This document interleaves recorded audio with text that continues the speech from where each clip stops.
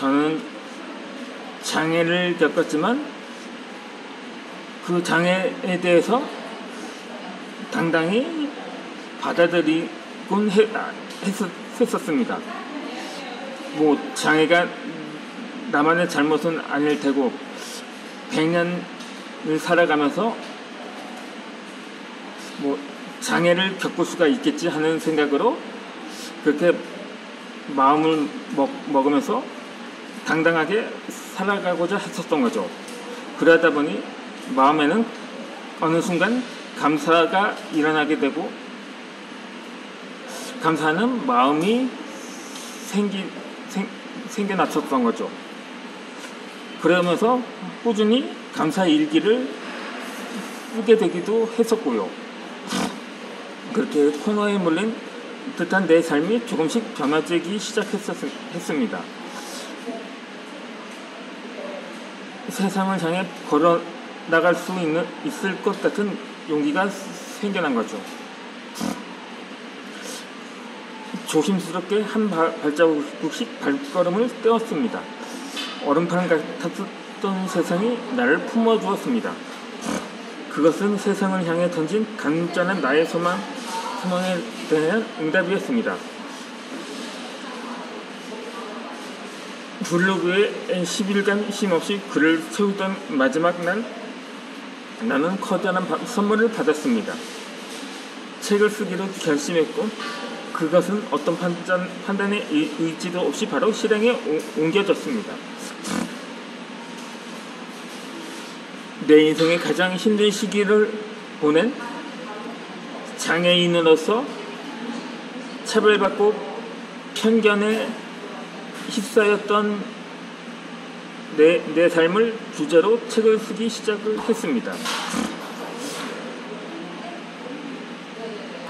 물론 처음에는 계약해서 출간한 책이기는 하지만 학술서였고 또 내 정신적인 문제에 대해서는 속수무책이었던 거죠.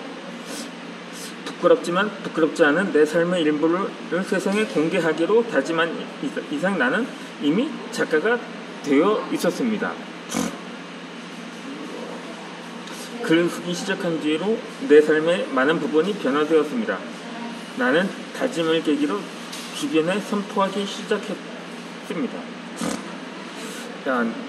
저는 책을 쓸 거예요.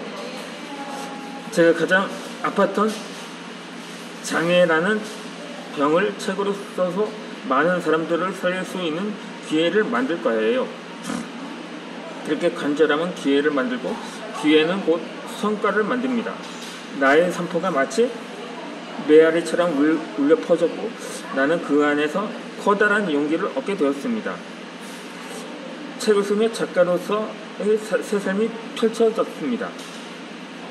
아기가 첫 걸음마를 떼는 것처럼 나에게도 조심스러움과 동시에 세상 속에 던지는 열정이 희망으로 다가왔습니다. 제가 선천성 장애로 갖고 태어난 원인이 세상의 정의 따위는 더 이상 나에게 불필요했습니다. 이상일 뿐이었습니다.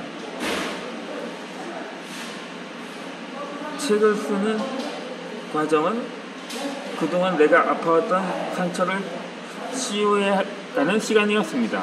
한 구절 한 구절을 쓸 때마다 눈물이 폭포처럼 흘러내릴 때도 있었습니다.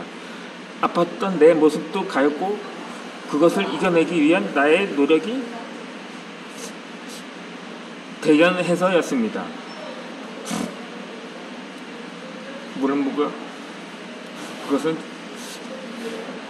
자화자찬이라고도 할 수는 없습니다. 어느 누구도 나를 판단할 수 없습니다. 중요한 건 내 자신이 나에 대한 존경심과 사랑을 보내는 방법을 배운다면 인생의 새로운 패러다임이 생긴다는 것을 알게 되었습니다. 그동안 잊고 지내고 잃어버렸던 나의 자존감을 되찾기 시작했습니다. 숨어 들어가던 목소리가 자신감 있는 목소리로 바뀌었습니다. 물론 발음만 정확하면 되었던 거죠. 완벽했을 텐데 말입니다. 이렇게 생각할 때도 있었던 거죠. 그렇게 목소리만 바뀌는 것이 아니라 행동도 달라지고 삶의 태도를 바꾸고자 했었던 거죠. 자신감이 채워지고 하루의 일상을 대하는 나의 태도도 용기가 넘쳤습니다. 평생 끊을 수 없을 것 같던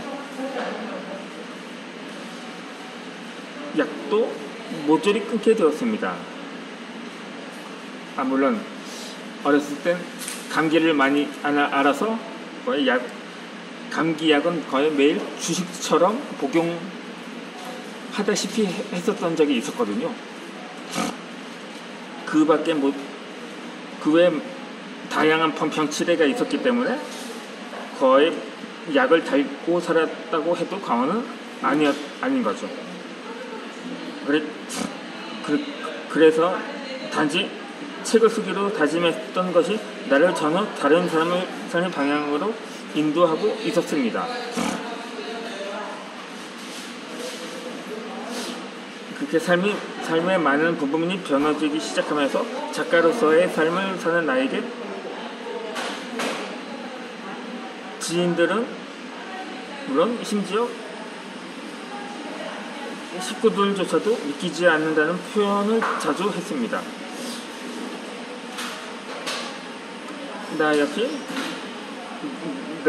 내 자신감 있는 모습을 스스로가 인정하게 되었던 거죠.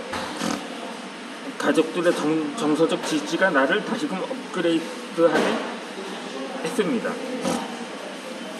그렇다고 작가의 삶이 마냥 쉬운 것은 아니었습니다.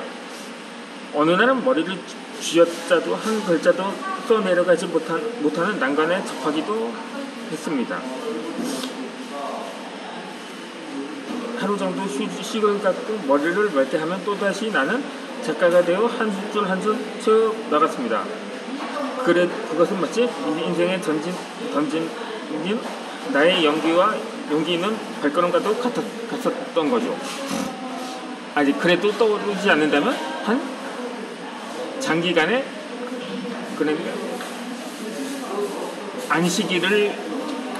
안식하는 과정을 갖고 좀 여행을 다녀오거나 하면 차츰 구상이 떠오르게 되기 마련이기도 했었던 거죠. 이렇게 책 쓰기가 완성될수록 주변의 시선도 달라졌습니다.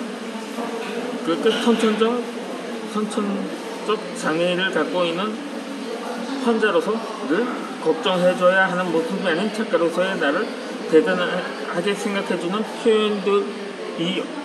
표현들이었던 거죠.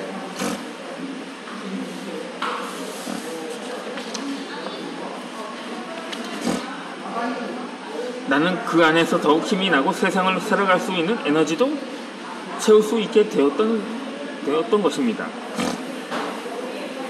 셀러리맨으로 살아가는 삶은 정년이라는 제한된 시간이 있습니다. 하지만 작가는 다릅니다. 전 세계가 고령화되어 나이 들어가는 위기지만 글을 쓰는 작가의 삶은 정년이 없습니다. 책을 써야 하는 이유 때문에 많은 것을 경험해야 하고 끊임없이 새롭게 뇌를 훈련해야 합니다. 당연히 치매도 예방할 수 있고 여러 면에서 순기능적인 효과가 넘칩니다. 무엇보다도 투잡이 가능하다는 것이 직장인들로서는 가장 매력적인 직업이라고 생각합니다. 그야말로 자기계발의 최고 장점을 가지고 있는 거죠. 현재 내가 하고 있는 일은 유튜버입니다. 그렇다고 전문 유튜버가 아니라 그렇다고 초보라고는 할 수는 없기 때문에 애매한데 3년 차가 됐기 때문에 그나마 지금의 구독자 수가 70명대이기 때문에 어느 정도 성과가 나타나고 있다고 말할 수가 있을 겁니다. 그렇다고 저는 유튜버라고 말할 수는 없습니다.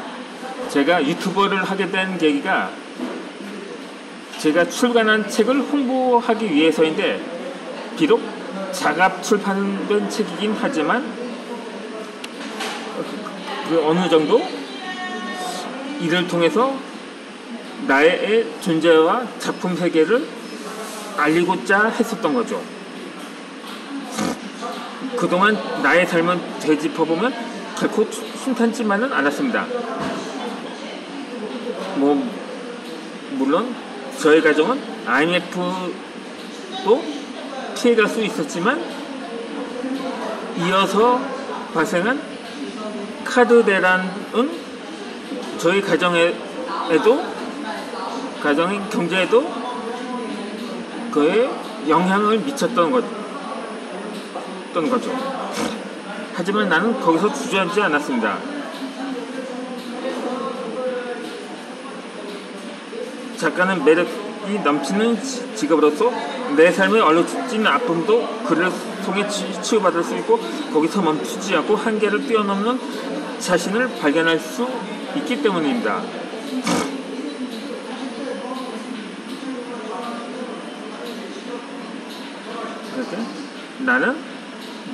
저는 나이 50으로서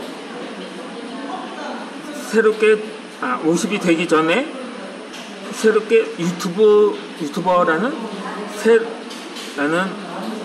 영역을 새롭게 도전해 보았고, 한 과정에 대한 성취를 통해서 작가로서의 삶에도 용기를 낼 수가 있었던 것입니다.